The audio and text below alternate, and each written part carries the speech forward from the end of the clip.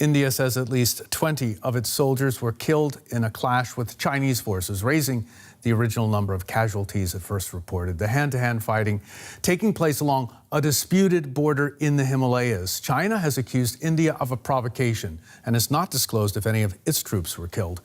Tensions between the two sides have been building over the last month, but this is the first incident with fatalities in more than 4 decades.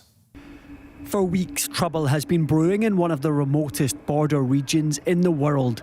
These satellite images show Indian and Chinese troops gathering high in the Himalayas. Now, for the first time in decades, India says 20 soldiers were killed. The two sides fought with fists and rocks. No shots were fired.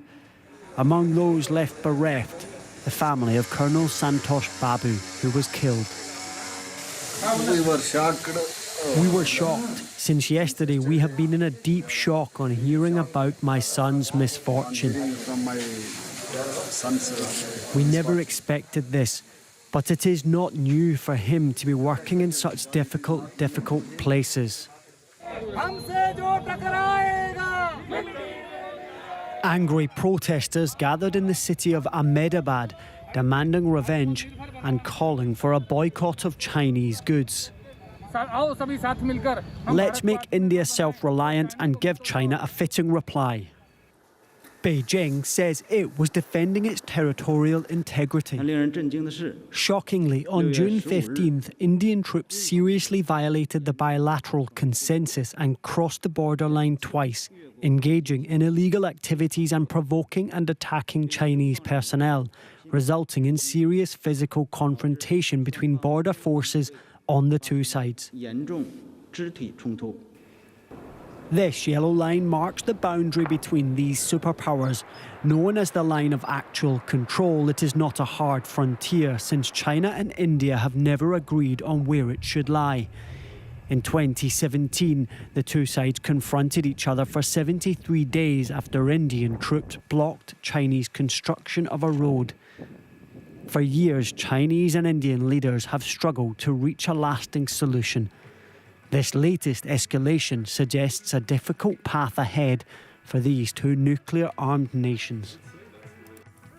Joining us now with the latest is DW's Nimisha Jaiswal coming in from Delhi. Good day to you, Nimisha. Can you give us some more details about what happened? Well, Brian, over the last 24 hours, more details have been emerging from both the military as well as the political establishments in both countries. The Indian military, as we heard, has confirmed that there have been 20 deaths. On the Chinese side, the defense ministry has confirmed that there have been casualties, but not confirmed the number of casualties. This morning, finally, we heard from the political establishment in India as well, something that the media had repeatedly been pointing out here, that there had been a lack of so far. The defense minister put out a tweet offering condolences to the families of the soldiers who lost their lives on the border with China. Now, of course, the tone of this tweet does not indicate any call for retribution, which has been seen by analysts and the media here as an effort to not escalate the situation further. Even when India said that 20 soldiers had been killed, they said both sides are disengaging right now. The Prime Minister of India has also called an all-party meet later this evening. Now, these casualties came in hand-to-hand combat. This is the most serious confrontation. We've been reporting on in 4 decades. What's Delhi saying about who started the violence and how it started? Well, Brian, there are contrary versions coming out from both sides, and the roots of this is truly the controversial and the contradicted nature of the line of actual control in the Ladakh region between these two countries. Now, this is a de facto border, and there have been disagreements in the past as well about what exactly lies in the terrain of both these countries. And the context of this conflict is that there have been high tensions along this line over the last 6 weeks. Over the last 2 weeks, the military of both sides have said that we want to settle this through dialogue rather than conflict. India says that China was trying to change the status quo. This was a statement that was put out by the military this morning, and this is why India retaliated. China, on the other hand, says that Indian soldiers went into Chinese territory. India reiterates that Indian soldiers never go into Chinese territory. So clearly a difference of opinion on what actually is the territory that belongs to India and China. India alleges and believes that this may be an effort by China to carry out land grabs. Okay, all of this makes it very difficult for that dialogue you mentioned to happen between the two countries. What's been the public response in India to the loss of military lives?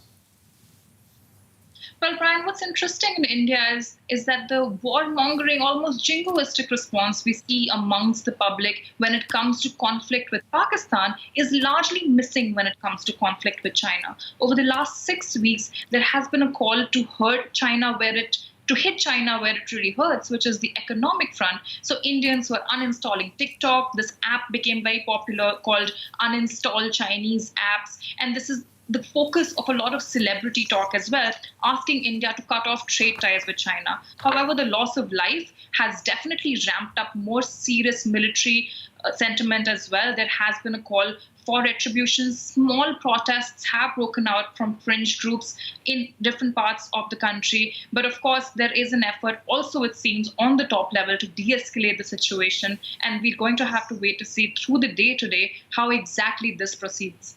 Okay, we'll know more about that as that proceeds. Nimisha, for now, thanks so much for that from Delhi.